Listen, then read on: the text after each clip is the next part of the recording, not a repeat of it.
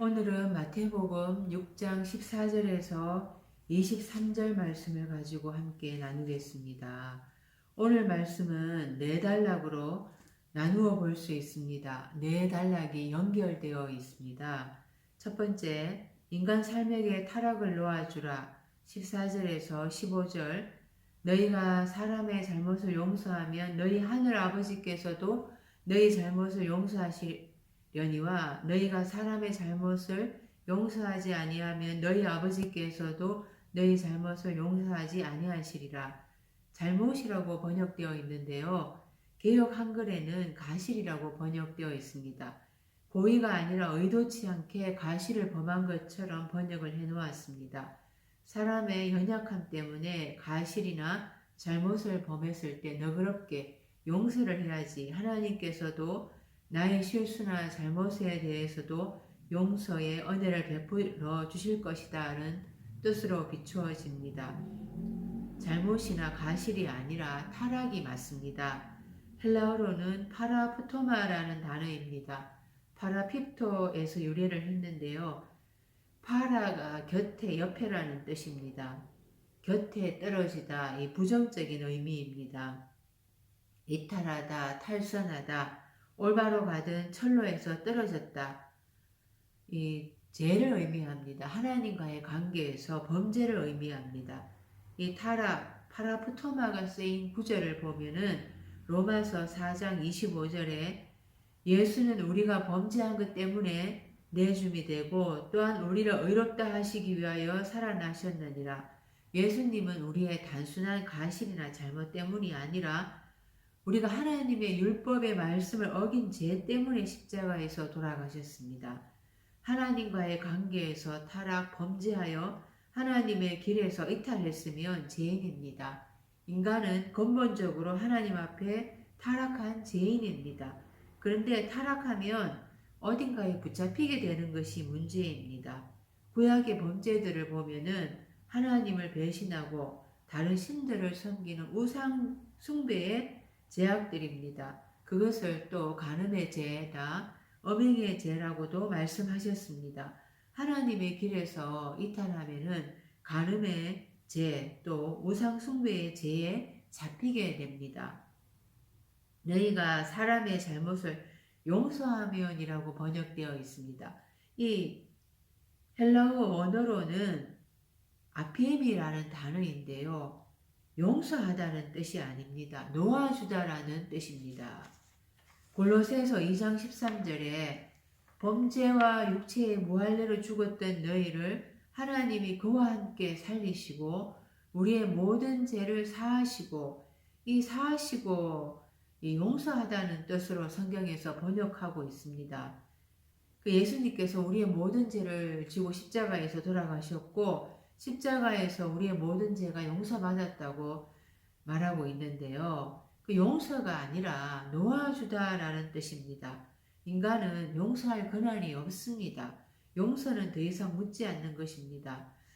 그러나 우리의 죄는 남아 있습니다. 계시록 21장 백보자 심판대 앞에서 자기의 행위대로 심판을 받고 사망과 엄부가 불못에 던져집니다. 그때까지 우리의 죄는 남아있는 것입니다. 주기도문 마태복음 6장 12절 말씀을 보면은 우리가 우리에게 죄 지은 자를 사하여 준 것 같이 우리 죄를 사하여 주옵시고, 여기 사하여라는 헬라어 단어가 아피에미라는 단어입니다.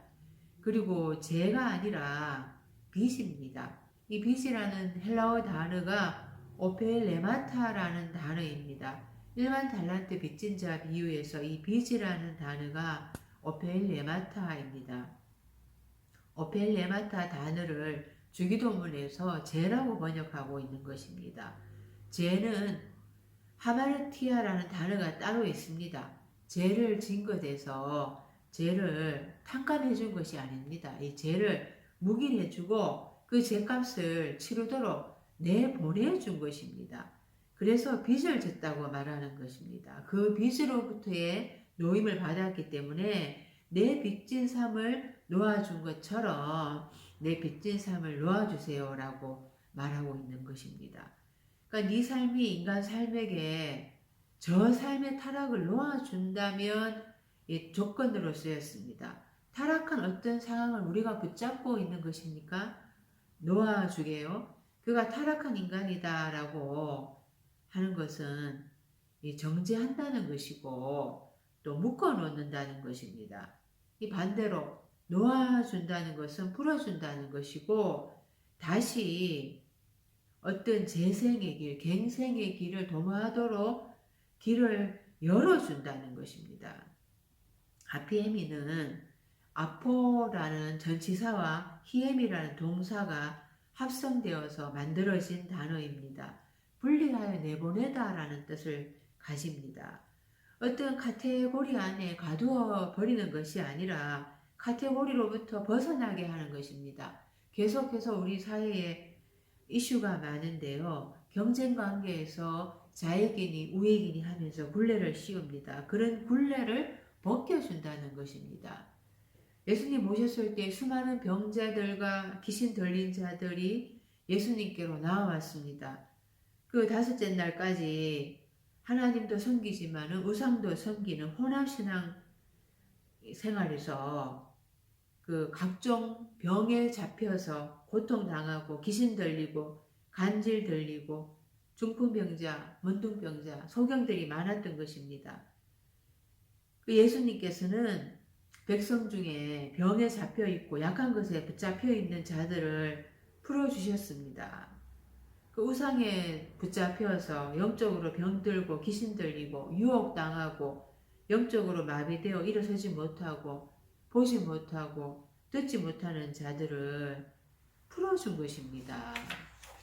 그들의 타락, 그 우상숭배의 범죄로 영적으로 마비된 것을 풀어준 것입니다. 놓아준 것입니다. 로마서 5장 13절에서 18절 말씀에 죄가 율법 있기 전에도 세상에 있었으나 율법이 없을 때에는 죄를 죄로 여기지 아니하느니라. 그러나 아담으로부터 모세까지 아담의 범죄와 같은 죄를 짓지 아니한 자들 위에도 사망이 왕노릇하였나니 아담은 오실 자의 표상이라. 아담은 오실 자의 표상이 아닙니다. 기대하는 자의 표상입니다. 이 온다라고 했을 때는 엘코마이라는 단어를 써야 되는데요. 지금 멜로라는 단어를 썼습니다. 사람을 기대하면 사망이 왕노릇하는 삶을 살게 된다는 것입니다. 사망이 통치하는 표본이 아담입니다. 이 사람을 추구하면 사람을 롤 모델 삼으면은 사망이 왕노릇함을 하는 삶을 살아가는데 그 표본이 아담이라는 거예요. 15절에 그러나 이 언사는 그 범죄와 같지 아니하니 곧 한 사람의 범죄를 인하여 많은 사람이 죽었은즉 더욱 하나님의 은혜와 또는 한 사람 예수 그리스도의 은혜로 말미암은 선물이 많은 사람에게 넘쳤으리라. 아담과 이 첫 아담과 이 둘째 아담 그리스도 예수를 비교하고 있는데요. 첫 아담으로 말미암아 사망이 왔고 사망이 왕노릇하는 삶을 살게 되었는데 그리스도 예수로 말미암아 살아났다는 것입니다. 17절에 한 사람의 범죄를 인하여 사망이 그 한 사람으로 말미암아 왕노릇하였은즉 더욱 은혜와 의의 선물을 넘치게 받는 자들이 한 분 예수 그리스도로 말미암아 생명 안에서 왕노릇하리로다. 18절 그런즉 한 범죄로 많은 사람이 정죄에 이른 것 같이 의의 한 행동으로 말미암아 많은 사람이 의롭다 하심을 받아 생명에 이르렀느니라. 한 사람 아담 때문에 정죄에 이르는 삶을 살게 되었습니다. 그러나 그리스도 예수의 의로운 행동 때문에 생명의 의로움에 이르게 되었습니다. 우리가 어렸을 때 위인전을 보잖아요. 이 동서양의 수많은 위인들 중에서 훌륭한 사람을 롤모델로 삼고 인생을 살아가게 됩니다. 그러나 예수님을 롤모델로 삼지는 않습니다. 예수님이 십자가에서 죽으시기 때문에 롤모델로 삼지 않습니다. 그렇게 되면은 사망이 왕노릇하는 삶을 살게 된다는 거예요. 그러다가 실패하고 깨지다가 교회 나오게 되죠. 그러나 예수님처럼 살고 싶지는 않습니다. 또 바울처럼 매맞으면서 굶으면서 그렇게 살고 싶지는 않습니다. 그런데 천국은 가고 싶잖아요. 히브리서 6장 4절에서 6절에 빛을 받은 자의 타락의 삶이 나옵니다. 한번 비침을 얻고 하늘의 은사를 맛보고 성령에 참여한 바 되고 하나님의 선한 말씀과 내세의 능력을 맛보고, 이것은 첫 아담의 그 정죄의 삶에서 그리스도 예수의 생명의 성령의 의로운 삶으로 탈바꿈하게 된 것을 이렇게 표현을 했습니다. 넷째 날, 다섯째 날에 사망의 법에서 여섯째 날, 일곱째 날에 생명의 성령의 법으로 탈바꿈하는 과정을 표현한 것이죠. 이러한 죄에서 벗어나고 성령의 의로운 법이 되었다는 것은 그때부터 우리의 시민권이 하늘에 있게 된다는 것이에요. 그때부터 나의 그 삶의 주관자는 하나님이라는 것입니다. 물론 그전에도 우리의 삶의 주관자는 하나님이었죠. 그런데 가짜 하나님 사단도 있어서 그 사단이 나를 이끌고 주관해 왔다는 것입니다. 그 사단의 어둠으로부터 벗어나게 하시는 이가 그리스도 예수신데, 인간의 몸으로 존재해야지만이 우리가 죄로부터 노임을 받게 됩니다. 우리의 신분이 하늘의 사람으로 바뀌었습니다. 그런데 타락을 하게 된다면 다시 재생의 기회가 없다고 말을 하고 있습니다. 그 하나님의 선한 말씀과 내세의 능력을 맛보고 타락한 자들은 다시 새롭게 하여 회개케 할 수 없나니, 이 사람으로 살다가 우리가 죄로부터 타락으로부터 노임을 받을 수 있는 것은 사람을 통해서 노임을 받는 기회를 얻게 됩니다. 지금 인간 삶의 타락을 놓아줄 수 있는 권세를 가진 자는 하늘의 시민권에 들어간 자여야 됩니다. 하늘에 들어간 자여야 되는 거예요.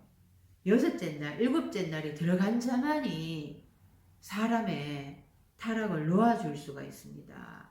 나의 타락을 놓아줄 수가 있습니다. 아직 다섯째 날에 목회자들은 흉내만 내고 있습니다. 타락의 삶을 놓아줄 수가 없어요. 어떻게 해야 타락한 삶을 보내줄 수가 있느냐, 놓아줄 수가 있는가? 마태복음 26장 28절 말씀에 이것은 제사함을 얻게 하려고 많은 사람을 위하여 흘리는 바 나의 피 곧 언약의 피니라. 그 언약의 피를 흘려야 된다고 말씀하고 있습니다. 다섯째 날에 타락의 삶에서 노임을 받게 하려고 그러면은 반드시 피의 속죄의 제사가 필요합니다. 아벨의 피로부터 사그라의 피까지 그 피값을 찾겠다고 말씀하셨습니다. 다섯째 날까지 흘린 피값을 반드시 찾겠다고 하셨습니다. 피를 가진 자가 인간입니다. 죄로부터 타락으로부터 노임을 받는 데는 반드시 인간의 피가 필요합니다. 예수님은 인간이 아닙니다. 우리가 이해하기 쉽도록 예수님이 2000여 년 전에 유대 땅 베들레헴에 태어나셨다고 역사적인 예수의 스토리로 만든 것입니다. 디모데후서 3장 16절에 모든 성경은 하나님의 말씀으로 하나님의 감동으로 된 것으로 이렇게 말씀하잖아요. 하나님의 감동이 아닙니다. 원어로 번역을 하면은 영적 하나님이다 라는 뜻입니다. 모든 성경의 말씀은 영적 하나님이다. 그 영의 말씀이다 라는 거예요. 육으로, 문자적으로, 표면적으로 읽어서 되는 것이 아니라 영의 그 하나님의 말씀으로 읽어야 된다는 것입니다. 예수님은 육적인 내 몸 안에서 영으로 탄생하시는 것입니다. 예수님은 영입니다. 예수님은 피를 흘릴 수도 없고 죽을 수도 없습니다. 예수님이 내 안에서 탄생하셔서 내 안에서 나와 함께 시험을 받으시기 때문에 내가 예수님의 도우심으로 시험을 이기게 되는 거예요. 또 나는 십자가에 못 박혀 죽을 수가 없지만 예수님이 내 안에 계시기 때문에 나와 함께 십자가에 못 박혀 죽으시기 때문에 내가 십자가에서 목배임을 당하게 되는 것입니다. 이 내가 사망의 왕노릇하는 죄에서 노임을 받으려고 하면은 내가 지은 죄, 그 타락의 죄값에 대해서 나의 피로 갚아야 합니다. 그래야 타락에서부터 노임을 받게 되는 것입니다. 나의 다섯째 날에 타락의 죄에 대해서 노임을 받게 하는 것은 여섯째 날, 일곱째 날 하늘의 시민권을 가진 자, 하늘이 된 자가 와서 소경에서 눈을 떠도록 해 주어야 합니다. 그런데 지금 교회 목회자들은 아직 다섯째 날에 사역자들이거든요. 여섯째 날에 들어가지도 못했습니다. 목사가 눈을 감고 성도의 죄에 대해서 이 죄를 타락을 용서해 주시옵소서, 노임받게 해 주시옵소서 그렇게 소리 질러서 기도한다고 해서 노임이 되지가 않습니다. 목사가 여섯째 날 들어가서 그 십자가의 피 흘림의 목배임의 사건을 자기가 처절하게 당해야 합니다. 그래야 성도의 죄를 노임받게 할 수 있는 권세가 있습니다. 에베소서 1장 7절에도 우리는 그리스도 안에서 그의 은혜의 풍성함을 따라 그의 피로 말미암아 속량 곧 제사함을 받았느니라. 이 제사함이라는 단어가 바로 아피엠인데요. 아피엠이 이 노인다는 이 단어가 들어가려 그러면은 그 상황은 반드시 인간의 피가 있어야 하는 것입니다. 마태복음 12장 30절에서 32절 말씀에 보면은요. 나와 함께 하지 아니하는 자는 나를 반대하는 자요. 나와 함께 모으지 아니하는 자는 해치는 자니라. 그러므로 내가 너희에게 이르노니 사람의 모든 죄와 해방은 사하심을 얻되 성령을 해방하는 것은 사하심을 얻지 못하겠고 누구든지 말로 인자를 거역하며 사하심을 얻되 누구든지 말로 성령을 거역하며 이 세상과 오늘 세상에도 사하심을 얻지 못하리라. 여섯째 날, 일곱째 날에 들어간 자, 하늘의 시민권을 가진 자가 다섯째 날에 성도의 타락을 죄에서 노임받게 해줄 수 있다고 했습니다. 그런데 다섯째 날에 성도는 여섯째 날에 들어가야지 그 성도도 타락에서 노임을 받을 수가 있습니다. 다섯째 날에 머물러서는 그 여섯째 날에 드나는 복음의 진리를 깨닫지를 못하거든요. 예수님이 여섯째 날에 오셨습니다. 회개하라 천국이 가까웠느니라 하나님 나라의 말씀을 선포하셨습니다. 제자들과 세리와 창기들은 예수님의 말씀을 온전히 깨닫지는 못해도 예수님을 영접했습니다. 예수님과 더불어서 먹고 마셨습니다. 그러나 서기관들, 바리새인들, 대제사장들, 유대인들은 예수님을 배척했습니다. 이것이 바로 성령을 해방한 것입니다. 예수님이 자신을 하나님의 아들이라고 했을 때 신성 모독한다고 하면서 예수님을 십자가에 못 박혀 죽게 했습니다. 그 성령 해방죄이고 그들은 구원을 얻지 못하게 되는 거죠. 그들의 죄에서 노임받지 못하게 되는 것입니다. 다섯째 날까지는 이렇게 될 수밖에 없어요. 다섯째 날에 성도의 삶은 아무리 하나님을 섬긴다 해도 사단도 섬기는 혼합신앙의 삶이거든요. 우상숭배, 음행, 간음의 죄가 있을 수밖에 없습니다. 율법을 주셔서 죽으라고 율법을 주셨지만은 죽지 않습니다. 깨닫지를 못하고 있는 것입니다. 그 여섯째 날에 하늘의 시민권을 가진 자가 가서 복음을 전하면은 그 해석의 말씀을 도무지 이해를 못합니다. 받아들이지는 못합니다. 깨닫지는 못하니까요. 그래서 그 모독을 하는 거죠. 그게 진리냐? 그렇게까지 어렵게 해야 되냐?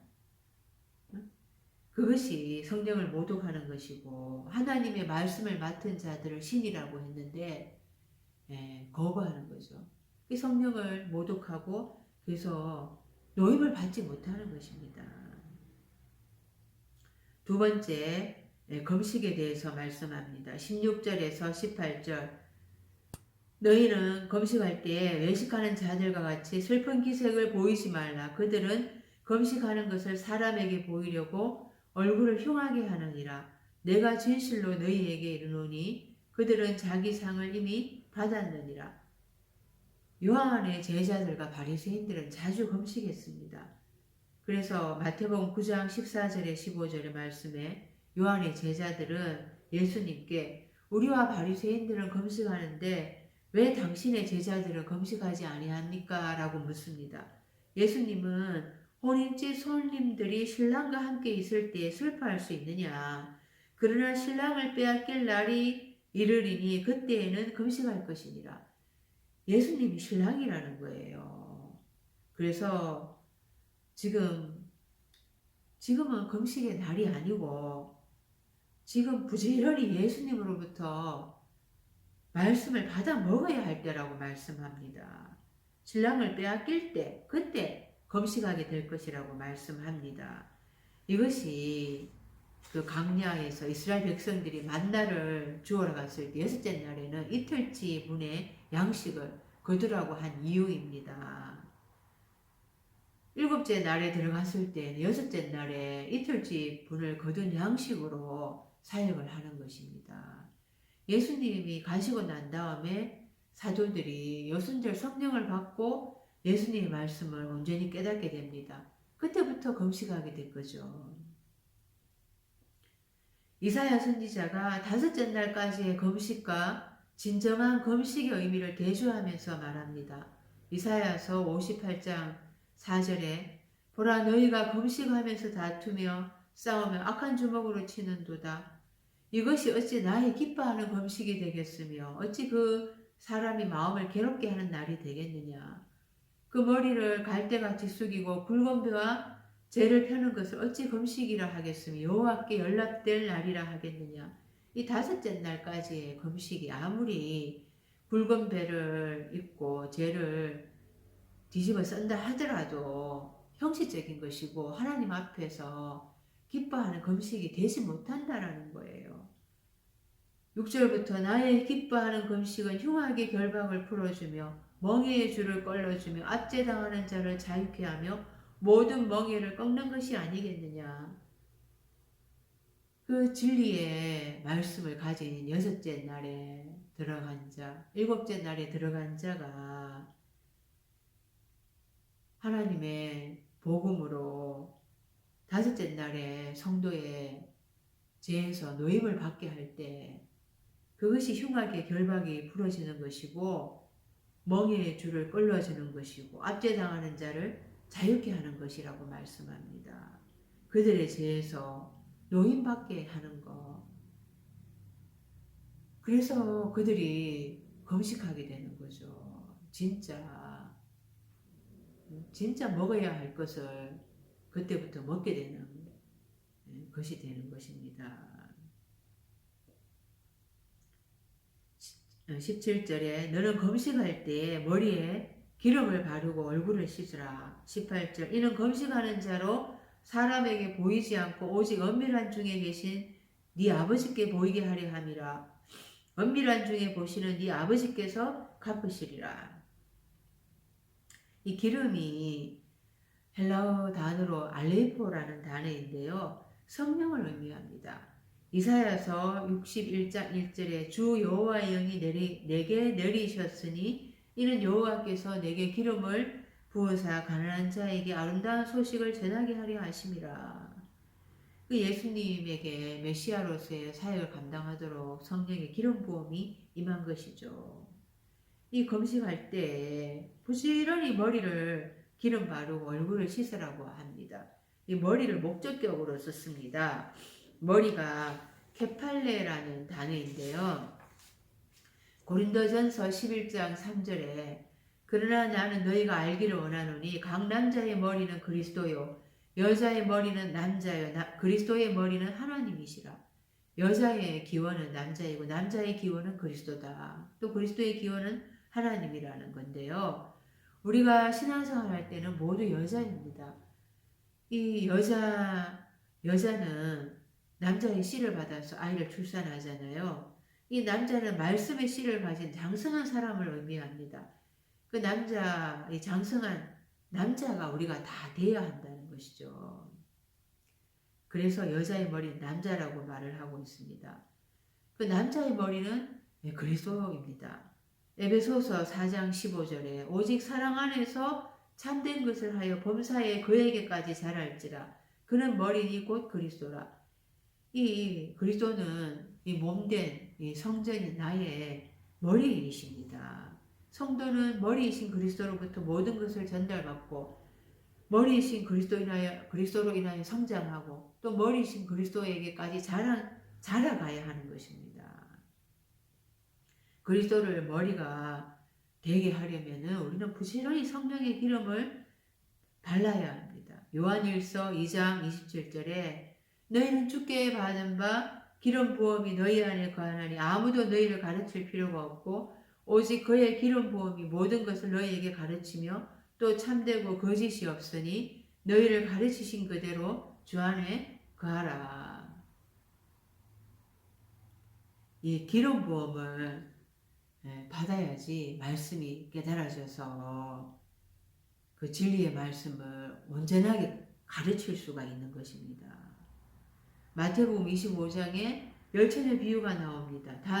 설기로운 5처녀는 신랑과 함께 혼인잔치에 들어갑니다. 그러나 기름을 준비하지 못한 미련한 5처녀는 들어가지 못하고 바깥 어두운 데서 슬피 웁니다. 서기관들, 바리새인들은 예수님이 세리와 죄인들과 함께 먹고 마신다고 논쟁을 걸었습니다. 예수님이 오셔서 말씀을 주시는데 자신들은 먹지 않고 그들의 형식적인 금식에 대해서 자랑하기만 했습니다. 세리와 창기들이 예수님과 함께 먹고 마셨습니다.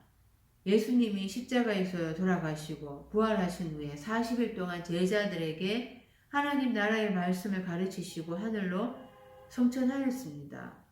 이것이 신랑을 빼앗기는 것입니다. 그때부터 제자들이 금식하게 되었고 오순절 성령을 받으면서 말씀을 깨닫게 되고 복음을 전하는 사도가 된 것이죠. 금식을 하는가 안 하는가에 따라서 땅에다 보물을 쌓을지 하늘에다 보물을 쌓을지가 결정이 됩니다. 세 번째, 네 삶으로 보물을 하늘 안에 쌓으라. 19절에서 21절 말씀입니다. 너희를 위하여 보물을 땅에 쌓아두지 말라. 거기는 종과 동록이 해하며 도둑이 구멍을 뚫고 도둑질하느니라. 이게 저금통장 만들지 말라는 뜻인가요? 이 땅이라는 단어가 헬라어로 게라는 단어인데요. 골로새 3장 2절에 위의 것을 생각하고 땅의 것을 생각하지 말라.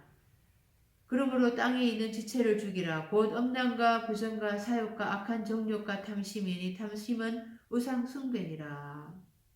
이 음란, 부정 이런 것들이 땅에 있는 것이라는 거예요. 땅적인 육신적인 사고라는 것이죠. 이 보물은 헬라어로 데사우로소인데요. 이 동사는 데사우리조에서 쌌다라는 단어입니다. 이 보물을 쌓는 것이 그 사람이 쌓는 것이 그 사람의 보물이 된다는 거예요. 땅이 우리 마음밭이라고 했는데요. 마음밭이 4가지입니다. 그 중에 길가, 돌짝, 가시떨기밭이 땅에 접한 마음밭입니다. 이 마음밭에 속하여서 보물을 쌓으면은 자기를 위해서 보물을 쌓는 거예요. 거기에는 도둑이 구멍을 뚫고 도둑질한다고 말씀합니다. 이 도둑이라는 단어가 클레테스인데요. 계시록 3장 3절에 쓰이고 있습니다. 그러므로 네가 어떻게 받았으며 어떻게 들었는지 생각하고 지켜 회개하라. 만일 일깨지 아니하면 내가 도둑같이 이르리니 어느 때에 네게 이르는지 내가 알지 못하리라. 예수님이 도둑같이 이른다고 말씀합니다. 베드로후서 3장 10절에 주의 날이 도둑같이 오리니 그날에는 하늘이 큰 소리로 떠나가고 물질이 뜨거운 불에 풀어지고 땅과 그 중에 있는 모든 일이 드러나리라. 예수님이 도둑같이 오는 날이 주의 날이고 바로 나의 종말의 날입니다. 이 나의 종말의 날에 나의 첫째 하늘, 첫째 땅, 내 모든 삶이 다 하나님 앞에서 드러나게 됩니다. 그 땅에다가 계속해서 그 길가인 마음밭, 돌짝밭인 마음밭, 가시떨기인 마음밭에다가 내가 쌓고 있으면은 그것이 나의 의가 되고 나의 자랑이 됩니다. 아무리 열심히 한다 하더라도 그것은 하나님께서 기뻐하지 않는 거죠. 나를 위해서 쌓고 있는 것입니다. 내 의가 되고 내 자랑이 되는 거죠. 그것을 하나님께서는 종과 동록이 하면 도둑이 구멍을 도둑이 도둑질하게 될 것이라고 말씀합니다. 20절에 오직 너희를 위하여 보물을 하늘에 쌓아두라. 저기는 좀이나 동록이 해하지 못하며 도둑이 구멍을 뚫지도 못하고 도둑질도 못하느니라. 이 좋은 땅이 되면 옥토가 되면 그때 바로 하늘이 되는 거예요. 그 하늘에 쌓아두게 되면은 그때는 도둑질도 못하게 된다 말씀합니다. 그래서 누가복음 12장 33절에 너희 소유를 팔아 구제하여 나흘가 지지 아니하는 배낭을 만들라. 곧 하늘에 둔 바 다함이 없는 보물이니 거기는 도둑도 가까이 하는 일이 없고 좀도 먹는 일이 없느니라. 그 낡아지지 아니하는 배낭을 만드는 것, 그것이 하늘에 보물을 쌓아두는 것입니다. 아무리 하늘에 보물을 쌓고 싶어도 여섯째 날, 일곱째 날에 들어가야지 가능해집니다. 그래서 데살로니가 전서 5장 4절에 형제들아 너희는 어둠에 있지 아니하며 그날이 도둑같이 너희에게 임하지 못하리니 이 날이 바로 여섯째 날, 일곱째 날이 라고 말씀하는 거예요. 그 마태복음 19장에 부자 청년 이야기가 나옵니다. 부자 청년이 선한 선생님이 어떻게 해야 내가 영생을 얻을 수가 있겠습니까? 예수님이 네가 온전하고자 할진대 네 소유를 팔아서 가난한 자들에게 다 나누어 그리고 와서 나를 따르라. 이 부자 청년이 예수님의 말씀을 듣지 않고 되돌아갑니다.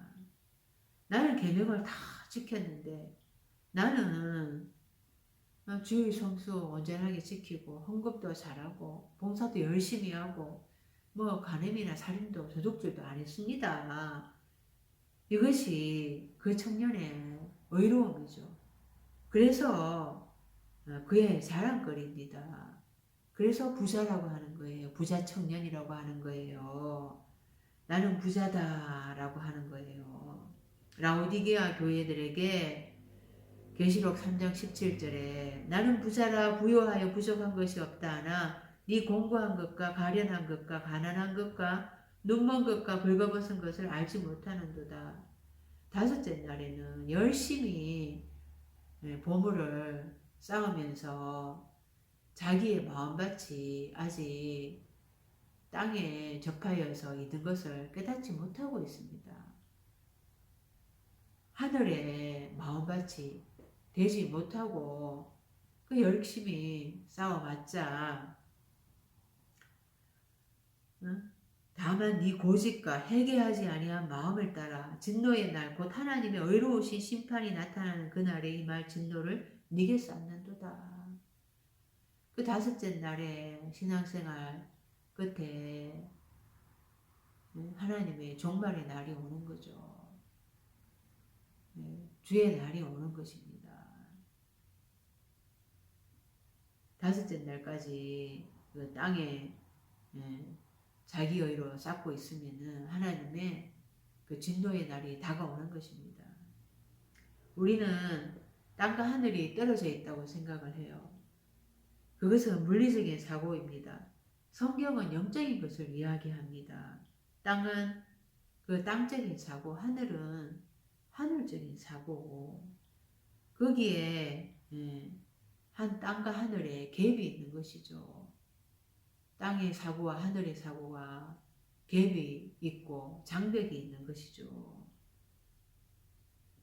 누가복음 16장에 부자와 나사로 이야기가 나옵니다. 둘 다 죽어서 나사로는 아브라함의 품에 안겼고 부자는 지옥에 갔습니다. 목이 타서 아브라함에게 부탁을 합니다. 아브라함이여, 그 나사로를 보내어서 그의 손끝에 물을 찍어서 내 혀를 서늘하게 해서서 그렇게 부탁을 합니다. 그러나 아브라함이 너희와 우리 사이에는 커다란 구렁이 있어서 우리가 너에게로 가고자 해도 건너가지 못하고 너희가 우리에게로 오고자 해도 건너오지 못한다. 이 구렁이 있어서 갭이 있다는 거예요. 그 땅과 하늘에 갭이 있으면은 우리는 계속해서 하나님 안에서 기뻐하시는 보물을 하늘에 쌓을 수가 없습니다. 땅과 하늘이 하나가 되어야 합니다. 에베소서 1장 10절에 하늘에 있는 것이나 땅에 있는 것이 다 그리스도 안에서 통일되게 하려 하심이라. 이 통일되게 하다라고 번역이 되어 있는데요. 헬라어로 아나케팔라이오마이라는 단어입니다. 위의 것이 머리가 되게 하다라는 뜻입니다. 위의 것, 하늘의 것. 그 하늘적인 사고가 이제 머리가 되어서 나를 이끌어 가게 해야 한다는 것이에요. 그랬을 때 하늘의 보물을 쌓게 되면서 하나님께서 나를 연락하시게 된다는 거죠. 이 보물이 바로 마음을 드리는 거거든요. 마태복음 2장 11절에 집에 들어가 아기와 그의 어머니 마리아가 함께 있는 것을 보고 엎드려 아기께 경배하고 보배압을 열어 황금과 유황과 몰약을 예물로 드리니라. 황금은 영원히 변하지 않는 가치를 의미합니다. 유황은 희다라는 뜻을 가지고 있습니다. 순결한 것을 의미하죠. 몰약은 죽음을 의미합니다. 그러니까 자기의 삶 전부를 다 예수님께 드리는 것이에요. 네 번째, 눈은 몸의 등불이다. 22절에서 23절 말씀입니다. 눈은 몸의 등불이니 그러므로 네 눈이 성하면 온몸이 밝을 것이요. 이 눈이 성하면 온몸이 밝을 것이다. 눈이 건강해야 육체적으로 건강하다라는 말씀입니까? 그게 아니잖아요. 눈은 영이고 빛입니다. 그 영으로 밝으면은 영으로 영안이 좋으면은 몸 전체가 밝다라는 뜻입니다.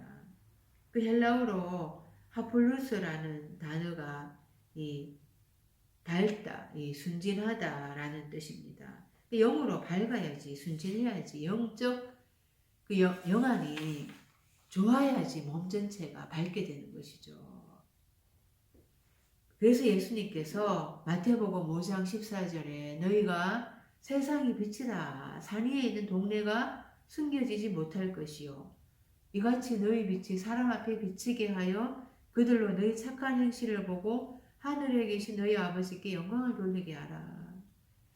몸 전체가 밝다는 게 그러니까 빛의 역할을 감당하게 된다는 거예요. 영광이란 단어가 헬라어로 독사입니다. 히브리어로 케보드이거든요. 무겁다라는 뜻입니다. 중한 짐이고 중한 사역을 감당하게 된다는 거예요. 영혼이 좋아야지 빛의 사명을 감당하게 되고 그 복음을 전하는 하나님의 제사장으로서의 중한 사역을 감당하게 된다는 것입니다. 23절에 눈이 나쁘면 온몸이 어두울 것이니 그러므로 네게 있는 빛이 어두우면 그 어둠이 얼마나 더하겠느냐. 눈이 나쁘면 그러니까 눈이 영안이 안 좋으면은 온몸이 어둡게 될 것이다. 그래서 요한복음의 1장 9절부터 보면 예수님의 참빛이 어둠의 빛이 돼 어둠이 깨닫지 못하더라. 그러니까 영적 소경이라는 것이에요. 참빛, 그 세상에 와서 비치는 빛이 있었는데 그 세상에 오셔서 복음을 전하는데 세상은 그로 말미암아 지연바 되었으되 세상이 예수님을 알지 못했고 세상이 그 예수님을 영접하지 아니했다고 말씀합니다. 영적 소경이 되어서 예수님을 알아보지 못한 거죠. 예수님의 그 빛을 깨닫지 못한 거죠. 어둠에 처해 있으니까요. 예수님께서 날 때부터 소경된 자를 안식일에 고쳤다고 바리새인들과 유대인들 사이에 분쟁이 일어났습니다.